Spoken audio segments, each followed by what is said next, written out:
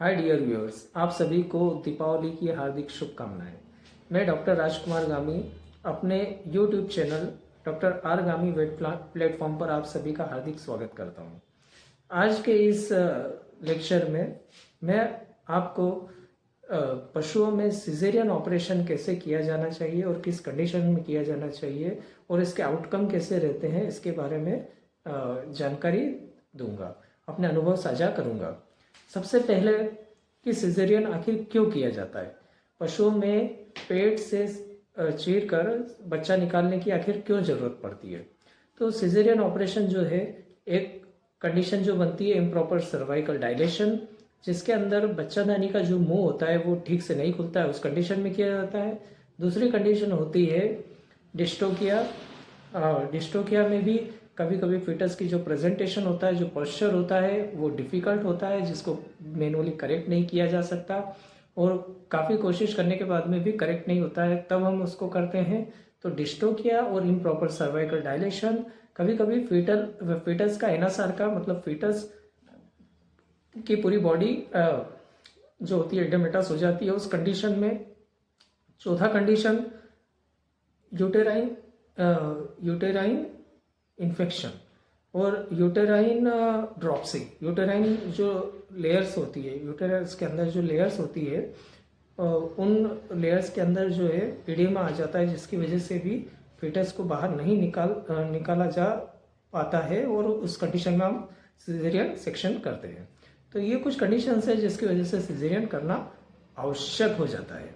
अब सिजेरियन कैसे किया जाना चाहिए, तो वैसे तो ये एक बहुत बड़ा टॉपिक है जिसको इतने शॉर्ट लेक्चर में कवर नहीं किया जा सकता, पर इसकी कुछ बड़ी बातें हैं जो मैं यहाँ पे मेरे डॉक्टर साथियों से साझा करना चाहूँगा कि सिजेरियन करने के पहले आप सर्जरी की पूरी किट अपने पास में तैयार रखें। सर्जरी की किट में आपके पास में टिश्यू फॉर्सेप्स होना चाहिए, टिश्यू होल्डर होना चाहिए, नीडल होल्डर होना चाहिए, आपके पास में कर्व्ड सीजर्स होना चाहिए, स्ट्रेट सीजर्स होना चाहिए, सुचर मटेरियल होना चाहिए और लाइगेट करने के लिए आपके पास में आर्टरी फोर्सेप्स भी होना चाहिए। तो ये सारी चीज़ें आपके पास में है, जिसके साथ में आपको बेटाडीन होना चाहिए, पोविडोन आयोडीन वगैरह होना चाहिए और सुचर मटेरियल अच्छी क्वालिटी के होना चाहिए और आपके पास बैंडेजेस वगैरह होना चाहिए ताकि ज़रूरत पड़े तो हम उनका उपयोग कर सकें। तो और भी प्रिपरेशन में कुछ चीज़ें अगर छूट रही है तो आप उनको तलाश करें और अपने किट में रखें। इन सब के साथ बाद में जब हम सर्जरी करने के लिए जाते हैं तो पहला होता है केस सिलेक्शन।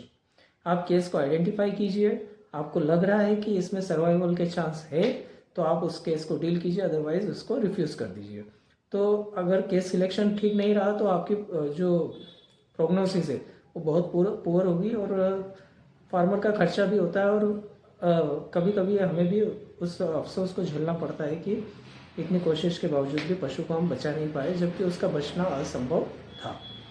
तो केस सिलेक्शन पहली प्राथमिकता रहती है।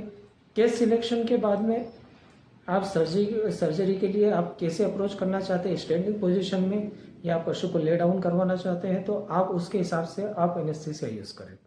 आप एनेस्थीसिया में आप पैरावर्टिब्रल नर्व ब्लॉक कर सकते हैं, इन्वर्टेड एल शेप एनेस्थीसिया दे सकते हैं और जिसके बाद में एपिड्यूरल भी आप यूज़ कर सकते हैं। अब रही अप्रोच की बात कि इंसिजन आखिर कहाँ दिया जाना चाहिए, तो ये कई तरीके के अपने हर सर्जन की अपनी चॉइस होती है। कुछ सर्जन जो होते हैं पैरा लंबार अप्रोच को प्रीफर करते हैं, है ना, पैरा लंबार वर्टिकल सीलियोटॉमी करते हैं।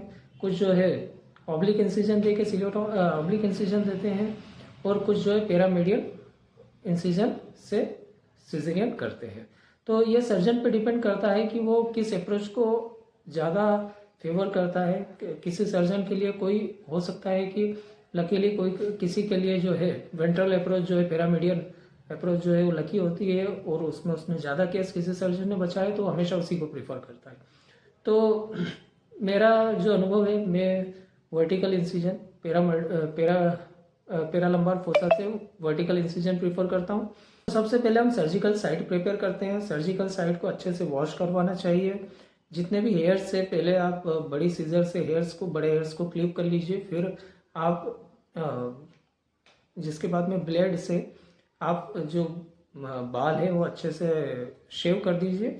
शेव करने के बाद में उसकी बेटाडीन से स्क्रबिंग कर दीजिए, ताकि कोई भी आउटसाइड इन्वायरमेंटल इन्फेक्शन जो है या स्किन पर जो इन्फेक्शन है वो उसके चांस जो है बहुत कम हो जाए अंदर जाने के। स्क्रबिंग करने के बाद में साइड प्रिपरेशन के बाद में आप 11 नंबर की जो ब्लेड है, बीपी ब्लेड है, उसका उपयोग करके आप स्किन इंसिजन दीजिए। स्किन इंसिजन, स्किन को ओपन करने के बाद में आप मसल्स वगैरह को ओपन करते हैं। मसल्स के बाद में पेरिटोनियम को, फिर फेशिया को, और इनके बाद में अल्टीमेटली आप यूटेरस तक पहुंच जाते हैं। यूटेरस को आप जेंटली फील कीजिए। यूटेरस की पोजीशन क्या है, कोशिश कीजिए यूटेरस को ड्रैग आउट करने की। और ड्रैग आउट करने के बाद में फीटस को इस तरीके से आपको यूटेरस पे कट लगाना है कि ताकि फीटस को भी डैमेज ना हो और आप जो है इतनी स्पेस प्रोवाइड कर सके कि उससे बच्चा निकल सके। ये करने के बाद में जब आप फीटस के जो हैंड लेग है, जनरली क्या होता है कि हैंड लेग ही आपको अप्रोच होते हैं मोस्ट ऑफ द केसेस। कभी कभी ऐसा होता है कि जो फीटस का प्रेजेंटेशन होता है वो चेंज होता है, बाकी otherwise most of the time जो है हैंड लेग्स आपको अप्रोच में इजीली आ जाते हैं। आप हैंड लेग से उसको ड्रैग आउट कीजिए। कोशिश कीजिए कि इसमें क्या है कि अगर जो केस है, जो फीटस है, वो डिलीवरी उसकी नहीं हो पाई, 2 दिन हो गए हैं, तो जो इंटरनल कंटेंट होता है वो डार्क ब्राउन कलर का हो जाता है। तो यूटेरस का जो डार्क ब्राउन कलर का और अगर उसमें से स्मेल आ रही है, प्यूरिफाइड स्मेल आ रही है, तो ये केस जो है वो बहुत टिपिकल है। इसमें इन्फेक्शन, स्लाइट इन्फेक्शन सेटअप हो गया है। कभी कभी ये टॉक्सीमिया में भी चला जाता है ऐसा केस, तो हो सकता है कि शॉक कंडीशन में भी चला जाए। तो आपने जब इंसिजन लिया, आपको क्या करना है, बच्चे को बाहर निकाला, उसका जो भी कंटेंट वगैरह, फ्लूइड वगैरह था, उसको कोशिश कीजिए कि आप बाहर निकाल दें। और साथ में जो प्लेसेंटा है, तो कैरंकल्स को, कोटिलेडन्स को आप जेंटली आप उनको डिटेच कीजिए और प्लेसेंटा को बाहर कीजिए। जितना प्लेसेंटा आप इजीली रिमूव कर सकते हो वो कर दीजिए। जो बचता है तो वो जो एनिमल है रिकवर होने के साथ साथ में उसको बाहर इजीली फेंक देता है। तो आप इजीली जो प्लेसेंटा निकल रहा है उसको निकाल लीजिए।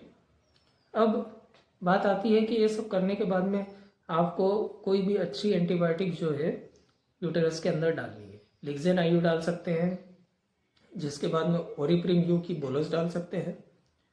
ये सब करने के बाद में आपको फिर यूटेरस को यूटेरस सूचर पैटर्न से क्लोज करना है। तो आप इसमें कैटगट या विक्रिल जो भी आप प्रेफर करते हैं उसको यूज़ करें और इसको यूटेरस को सूचर कीजिए। यूटेरस को सूचर करने के बाद में यूटेरस को प्रॉपरली क्लीन कीजिए नॉर्मल सलाइन से, और इसको प्रॉपर वॉश करने के बाद में रिप्लेस कर दीजिए। इसकी पोजीशन पे वापस इसको रख दीजिए।